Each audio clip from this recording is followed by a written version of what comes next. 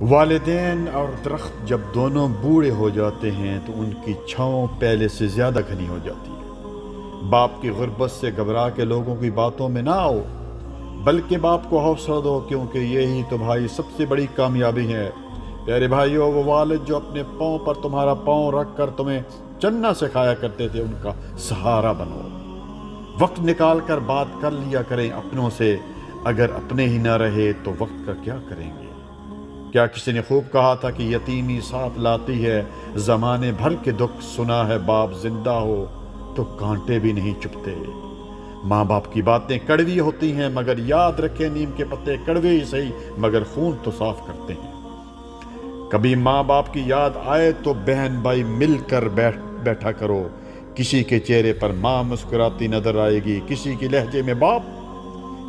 زندگی میں دو لوگوں کا بہت زیادہ خیال رکھنا، ایک وہ جس نے تمہاری جیت کے لیے سب کچھ ہار دیا یعنی تمہارا والد، اور دوسرا وہ جس کی دعاؤں سے تم سب کچھ جیت گئے یعنی تمہاری ماں۔ اللہ اکبر۔ پیارے بھائیو، درخت بوڑھا ہو کر پھل نہ بھی دے مگر اس کا سایہ ضرور ہوتا ہے۔ کاش یہ بات اولاد کو وقت پر سمجھ آ جائے۔ کبھی وقت ملے تو اپنے والدین کے چہروں کی طرف دیکھنا، آپ کو پتہ چلے گا کہ آپ کا مستقبل بناتے بناتے وہ کتنا ٹوٹ چکے ہیں۔ جیب خالی ہو پھر بھی منع نہیں کرتا، باپ سے امیر انسان دیکھا نہیں میں نے۔ پیارے بھائیو، جس کو ماں باپ کی بات سمجھ نہیں آتی اس کو زمانہ بہت اچھے سے سمجھا دیتا ہے۔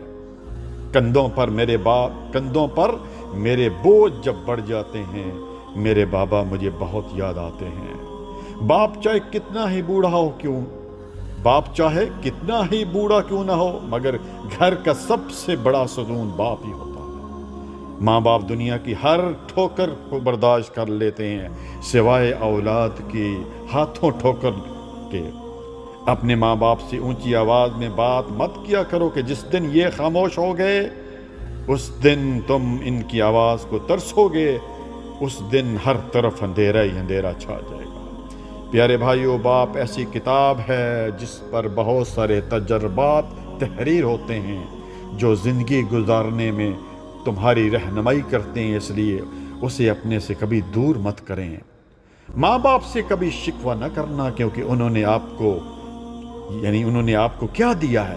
شاید ان کے پاس بھی ساری زندگی صرف یہی تھا۔ اس دنیا میں آپ کا باپ وہ واحد شخص ہے جو چاہتا ہے کہ آپ اس سے زیادہ کامیاب ہو۔ پیارے بھائیو، قیامت سے کم نہیں ہوتا وہ دن جس دن ماں باپ میں سے کوئی ایک نہیں ہوتا۔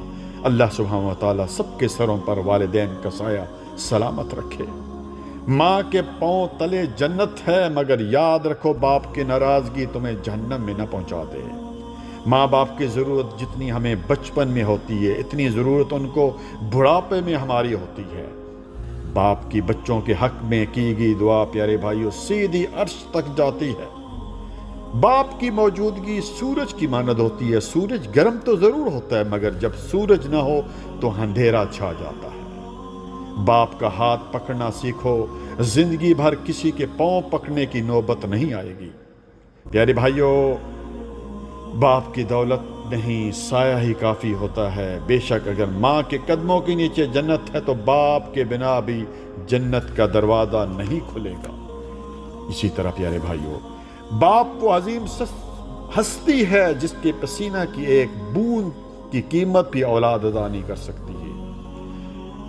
کیا خوب کہا کہ بوڑھا ہو گیا ہوں بیٹا، تھوڑا وقت دے دیا کر، بیٹھ کر دو چار ہی صحیح باتیں تو کر لیا کر۔ تو ہی میری لاٹھی ہے، تو ہی میری روشنی ہے۔ مر جاؤں گا ایک دن، چلا جاؤں گا چھوڑ کر تجھے، جو بچی ہے زندگی بیٹا کچھ لمحے میرے لیے بھی رکھا کر۔ جلا کر پھینک دو ان ڈگریوں اور ان ڈپلوموں کو جو تمہیں تمہارے والدین سے دور لے جائیں۔ باپ کا ہاتھ کندھوں پر ہو تو انسان دنیا کا طاقتور ترین انسان ہوتا ہے۔ پیارے بھائیو، تمہارے نماز، زکوٰۃ، روزہ، حج کس کام کے جب تم سے تمہارے والدین ناخوش ہوں؟ سب سے برا وقت وہ ہوتا ہے جب تمہارے غصے کی خوف سے تمہارے ماں باپ اپنی ضرورت اور نصیحت کرنا چھوڑ دیتے ہیں۔ اے اللہ، ہمت اور طاقت ہمیں عطا فرما اس والد کو جو اپنے بچوں کے لیے دن رات محنت کرتا ہے، اور مغفرت فرما ان کو جو اس دنیا سے چلے گئے ہیں۔ رب ارحمہما کما ربیانی صغیرا۔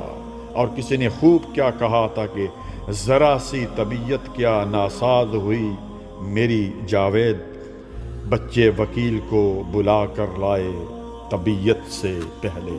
جزاک اللہ خیراً، بارک اللہ فیک۔